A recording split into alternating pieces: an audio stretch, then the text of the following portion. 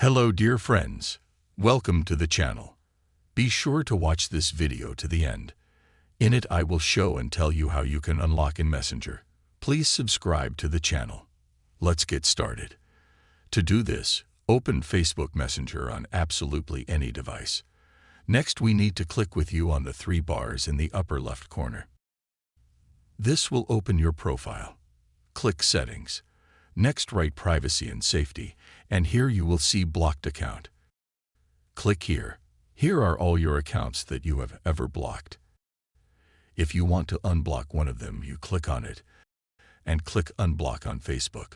You have unblocked Facebook. If you also want to unblock a person in Messenger, you also click Unblock and Messages. Thus, you are able to unblock a person both in Facebook and in Messengers. And now the person can send you messages. You will send them, and everything will come to you. If you like this video, put likes, subscribe to the channel. Thank you all for watching. Bye, everybody.